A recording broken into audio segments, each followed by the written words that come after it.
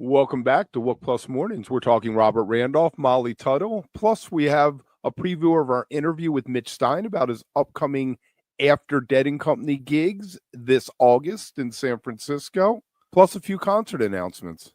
Let's get into it. What's up, Don? Oh.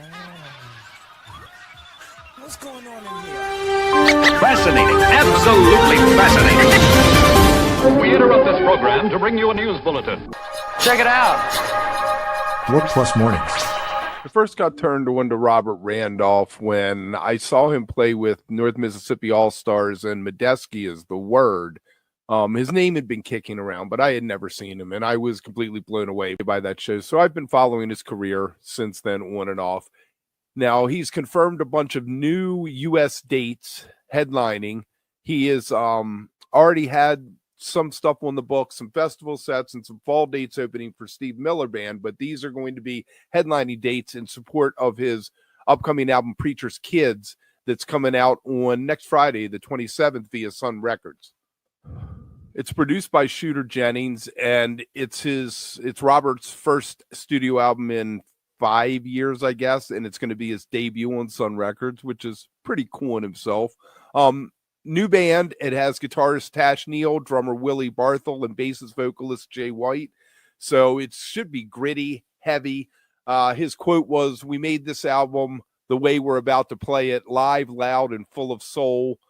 This tour is about connection. It's about getting back to the magic that happens when music, energy, and people come together in a room." So I would say that you might want to check that out. The full run begins August 17th in St. Louis and ends up the 28th in Washington, D.C. Maybe I should go. Tickets are going to go on sale local time, wherever you are, in probably about an hour. All right. Let's talk Molly Tuttle. She's been doing a lot of interviews. A lot of people are a little shooketh that she dumped her band and has this new band. She was recently on Real Roots Radio with a guy named Daniel Mullen, and she said, "I'm not abandoning that side of what I do. We still have a fully acoustic set in the live show, and there's even bluegrass banjo on the new album, played by me for the first time." So the album's first single, That's Gonna Leave a Mark, is definitely more pop. Like, she's trying to cross that bridge, similar in my mind to what Alison Krauss did at one point when, she was doing covers. She did a Bad Company cover and things like that. The album's produced by Jay Joyce, who produced Eric Church and Emmylou Harris, and I'm really excited to see where this goes. The members of the band, just so we know, are Vanessa McGowan on upright and electric bass, Megan Jane on percussion, Ellen Angelico on electric guitar, Mary Meyer on mandolin, fiddle, and keys. So they also asked me about the future of Golden Highways, and she said, "This is more of a pause than a goodbye. We'll be playing our final show for you guys at Rocky Grass, but the door is wide open for future shows or records." So Jason Crosby, it's been over a week, so I debated putting this in there, but I love Jason Crosby, and we seem to have had him quite a few weeks in a row. Had a huge show, but this is the first time I've seen you all since then. So just the set lists look fantastic. I'm not going to run through the whole thing, but I always make my joke about Estimated Prophet. Well, he did a mashup called Estimated Prophet that had Pink Floyd's Money, Bob Marley's Get Up, Stand Up, and the Dead's Estimated Prophet. So I made me laugh. Jackson Browne also came out with him. If you didn't know, Crosby has been a longtime member of Jackson Browne's band. I got to interview Jason a couple years back about it, and really just fantastic stuff. He's such a talented musician. If there wasn't enough weird stuff going on in Ozzy Osbourne's world, now he is selling 10 previously used cans of Liquid Death. I guess the idea is that you could clone Ozzy one day if you hold on to it. I guess that's where they go. And they said, once technology and federal law permit, you can replicate Ozzy and enjoy him for hundreds of years into the future, is what the ad said. So that is just completely weird. So we'll move from weird to somebody that I am a huge fan of. Carol Kaye. She has declined a Rock and Roll Hall of Fame induction. She said it doesn't reflect the spirit of teamwork. she went on the statement to say that she really never liked the name of the Wrecking Crew, the LA studio musician collective that she was part of that played on so many hits. She said, I was never a wrecker at all. That's a terrible, insulting name. So just want to send a shout out to her for joining the likes of Sex Pistols and Axl Rose in declining the honor, so to speak. All right, let's jump into this interview with Mitch Stein. And on the other side, we'll do a couple concert announcements, and then we'll get out of here and get ready for that Fish show tonight. That you were supposed to be opening shows, and there was a 60th anniversary thing planned. I feel like 2 weeks later, I feel like 2 weeks later, this other band booked another gig at a bigger spot, and all of a sudden. So, keeping in line with my, in fact, that's a good segue, because for the last couple of years, I've also in New Orleans booked Melvin Seals and JGB, and had some amazing shows with them, and it's turned into a real nice little residency for them. And so I had this idea toward the end of last year to produce a 3-night celebration of the Dead's 60th anniversary, and I reached out to the Great American to pitch them on the idea. They were open to it. I reached out to JGB. They were open to it. And I said, let's do an axial tilt. Usually we do a 2-night axial tilt, but this time around, we're going to do Melvin and JGB on Friday and Saturday, and a 1-night axial tilt on Sunday. Now, the JGB shows were originally set to start at 9 p.m. Axial tilt was originally set to start at 6 p.m. It's a 5-hour show, axial tilt. Right. We do 1 acoustic set, and then 2 full-length electric sets with breaks in between. But it's a 5-hour show, and it was originally set to start at 6. And end at 11, because it's a Sunday night. It's a school night.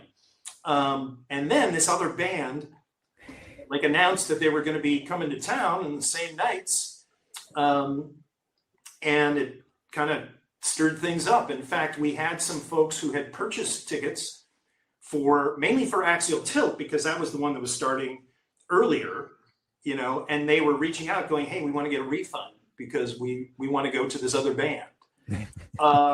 This other band, and I realized that once that other band announced their performance times, people who would want to come to axial tilt would say, and did say, well, there's no point, because by the time we get out of that other show and make our way to the Great American, it'll be over. So I reached out to everybody involved, and I said, hey, how would you feel about shifting the start time? So that's what we did. So now the JGB shows are starting at 10 p.m. Axial tilt will, instead of starting at 6 p.m., will start at 9 p.m. with the acoustic set.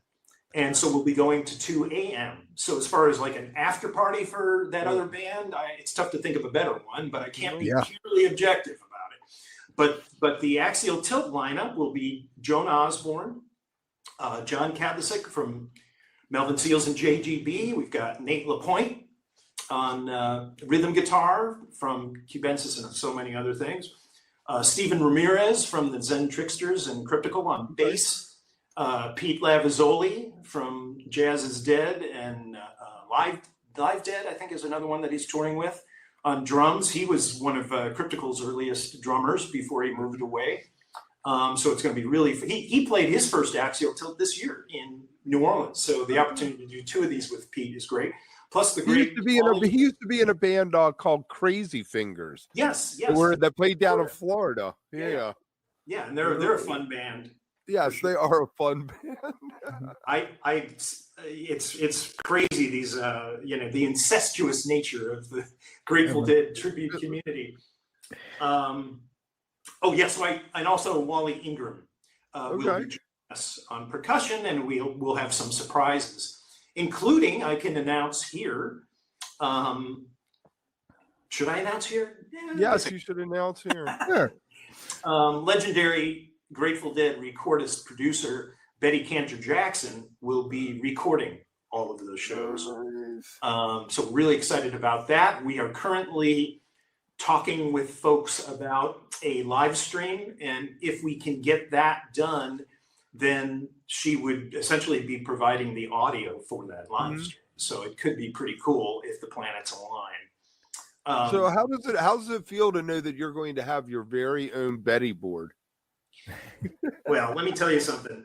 Betty was one of the first people I met when I moved to the Bay Area, just coincidentally.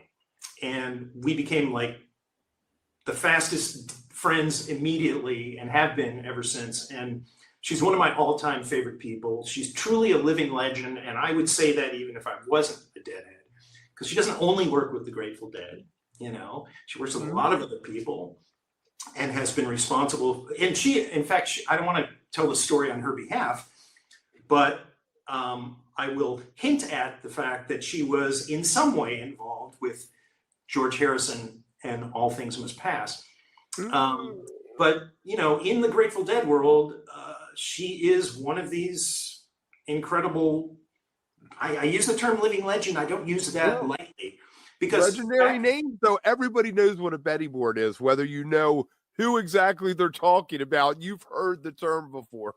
Of course. If it's appropriate here, Betty has and she's aware of this. There's nothing going on that she doesn't know about. But she had some issues when the floodings happened.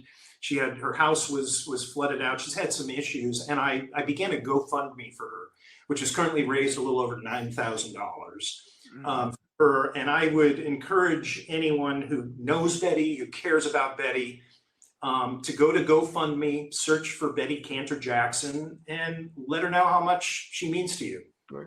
I hope it's okay that I said that. Yeah, no, it's definitely. fine. Make your pitch, man. That's what we're here for. Yeah, and actually, we can put a link to the GoFundMe in the description below too, for people to be able to click below and go right to it from here. So yeah, we'll put that down there. So donate.